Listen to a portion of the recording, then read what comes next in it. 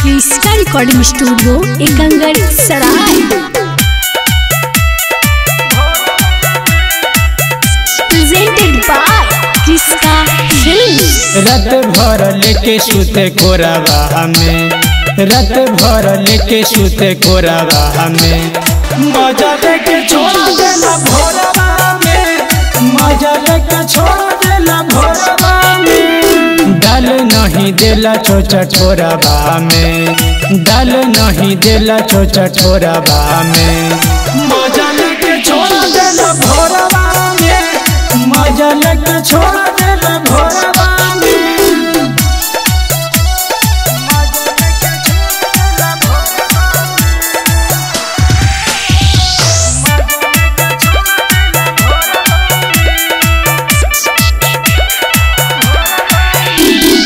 नैहर के माजा बाटे न ससुरा का कहीं अपन दुख रे, सजिया केला रहेला सखी मीटे ना हमर भूख रे।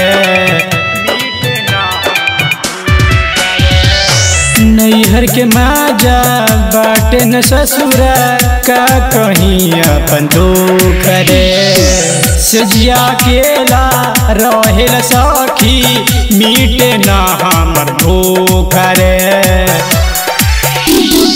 कटता जिंदगिया लोरावा में, कटता जिंदगिया लोरावा में, मजा लेके छोड़ देला भोरवा में, मजा लेके छोड़ देला भोरवा में। रात भर लेके सुते कोरावा में, रात भर लेके सुते कोरावा में, मजा लेके छोड़ देला भोरवा में, मजा लेके छोड़ देला भोरवा में।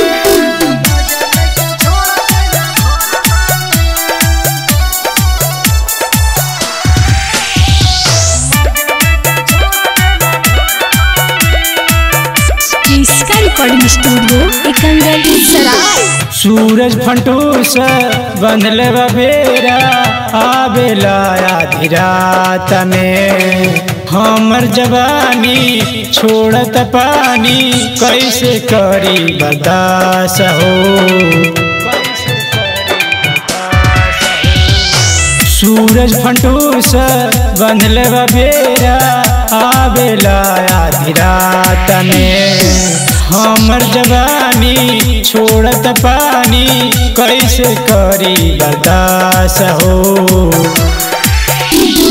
फसल बानी हम त सिंगोराबा में, फसल बानी हम त सिंगोराबा में, मजा लेके छोड़ देला भोरवा में, मजा लेके छोड़ देला भोरवा में। रात भर लेके सुते कोरावा में, रात भर लेके सुते कोरावा में, मजा लेके छोड़ देला भोरवा में, मजा लेके छोड़ देला भोरवा में।